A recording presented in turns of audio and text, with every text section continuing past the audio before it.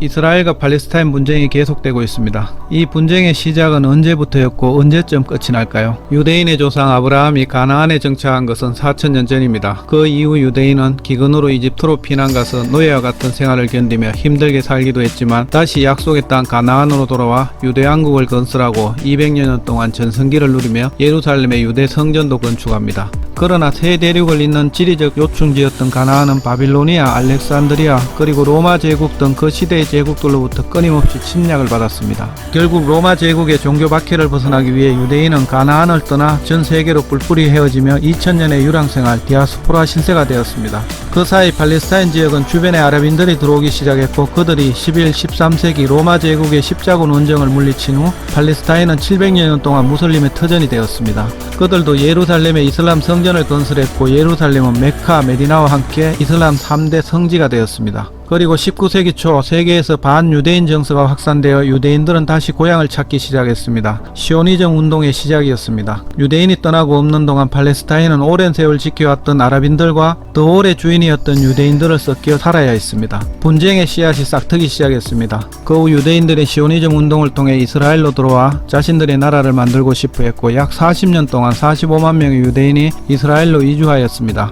그 과정에서 당연히 원래 살고 있던 팔레스타인 원주민과 유대인 사이에 분쟁이 일어났습니다. 이때 유대인의 힘이 필요했던 영국은 1917년 이스라엘과 팔레스타인 영역을 유대인 국가의 건설 지역으로 명명하며 벨푸어 선언을 하였습니다. 하지만 영국은 1915년 오스만 제국 침략 시 아랍인에게 영국에 협조하면 아랍인 독립국가를 만들어주는데 힘을 보태겠다는 맥마흔 선언을 이미 한 상황이었습니다. 영국인에게 배신을 당한 것입니다. 결국 이런 영국의 이중 계약은 이스라엘 팔레스타인 분쟁의 원인이 되고 말았습니다. 결국 유대인과 아랍인 간의 내전을 지켜보던 유엔은 이스라엘 팔레스타인 영토를 6대4로 분할해 유대인 국가와 아랍인 국가를 건설하라는 대안을 내놓았습니다. 이에 유대인은 만족했지만 원래 자신의 땅이라고 생각했던 아랍인은 불만을 가질 수밖에 없었습니다. 어쨌든 유엔명으로 유대인 국가와 이스라엘 아랍인 국가인 팔레스타인이 만들어졌습니다. 1948년 5월 14일 이스라엘은 건국을 선포합니다. 이스라엘 공화국은 유대인이면 간단한 심사를 거쳐 시민권을 발급해 주었습니다. 이를 규환법이라 하여 조부모 중 유대인이 있거나 유대교로 개종한 사람 모두를 유대인으로 간주했습니다. 또 유대인 이민자들과 가족관계인 비유대인들에게도 이스라엘 이민을 허용을 했습니다. 이스라엘의 귀환법이 전통적인 유대인의 정의보다 일부러 더 광범위하게 정의한 이유는 유대인의 친척들도 외부에서는 유대인으로 여겨 반유대주의의 피해를 입는 경우가 많았기 때문입니다. 건국 당시 인구는 약 80만 명이었습니다. 1948년 건국 행사장인 텔아비브에서 초대 총리 벤구리온은 독립선언문을 낭독합니다. 하지만 기쁨도 잠시였습니다. 건국을 선언한 그날 밤 이집트 전투기들은 이스라엘을 폭격했고 이튿날 아랍군의 침입이 시작됐습니다. 이로써 전 아랍이 전쟁 상태에 돌입합니다. 이집트, 요르단, 시리아, 레바논, 이라크 등 5개국 군대가 이스라엘을 공격했고 누가 봐도 이스라엘은 곧 무너질 것처럼 보였지만 그런데 이스라엘은 기적적으로 살아남았습니다.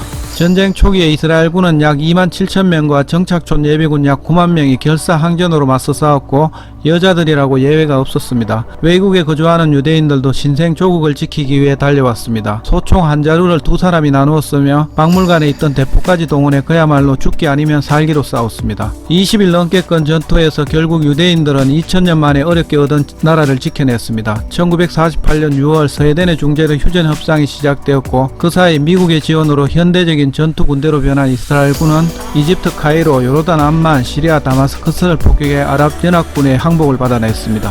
이듬해 1942년 2월 평화조약 조인으로 전쟁은 끝났고 이 전쟁으로 이스라엘은 유엔안보다 50%나 더 많은 지역을 점령했습니다. 이 전쟁으로 고향에서 축출된 아랍인들은 80만 명으로 이들은 팔레스타인이라 부르며 현재 팔레스타인 땅 가자지구 난민촌으로 전락했습니다.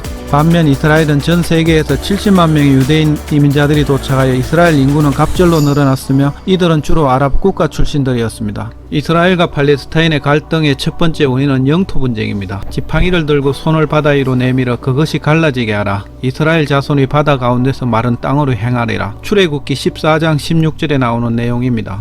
흔히 성경에서 말하는 모세의 기적 부분인데요. 성경에서는 홍해라고 특정 지역을 명시하고 있지는 않지만 이집트를 탈출하여 유대인들이 바다를 건너는 것이 홍해일 것이라고 짐작하는 것입니다. 하지만 이런 성경의 해석의 차이로 인해 역사적인 분쟁이 일어나게 됩니다. 이집트에서 예루살렘까지의 긴 탈출 여정이 지나 많은 유대인들이 예루살렘에 정착해 살아가기 시작합니다.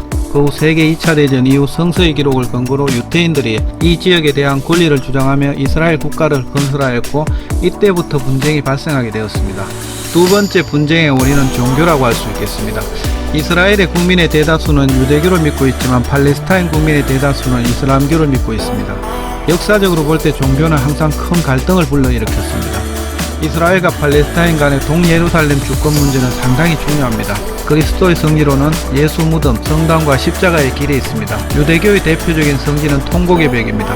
이런 대표적인 성지의 확보를 위해 이스라엘과 팔레스타인 어느 쪽도 동예루살렘에 대한 주권을 포기하려 하지 않고 서로 합의점을 도출할 수 없어 아직까지도 지속적인 갈등이 발생해 대립이 일어나고 있습니다. 이처럼 매우 오랜 기간에 걸쳐 갈등을 겪은 이스라엘과 팔레스타인은 2021년에 이스라엘의 시위 강경 진압으로 갈등의 최정점을 찍었습니다. 이스라엘 내의 알락사 모스크에서 팔레스타인 사람들의 시위가 있자 이스라엘은 최루탄, 성광탄 등을 던지며 강경 진압했고 사상자가 발생했습니다. 이에 분노한 가자 지구를 통치하고 있는 하마스가 순차적으로 36개의 로켓을 이스라엘에 날렸고 이에 대한 보복으로 이스라엘 역시 가자 지구에 대한 폭격을 가했습니다. 이때 팔레스타인에서는 민간인 어린아이를 포함한 180명 이상이 사망하고 1200명 이상이 부상을 입었습니다. 팔레스타인 역시 이스라엘에 1000발 이상의 로켓을 쏘았고 아이언돔의 방어에도 불구하고 10명의 사망자와 200명 이상의 부상자가 발생했습니다. 이스라엘과 팔레스타인은 종교, 민족적 갈등의 근본적인 문제 해결과 더불어 서로에 대한 미움과 갈등을 완화하기 위한 방법이 필요합니다. 민간인 군인을 불문하고 서로를 공격, 정오, 복수하는 것은 단지 화풀이에 불과하며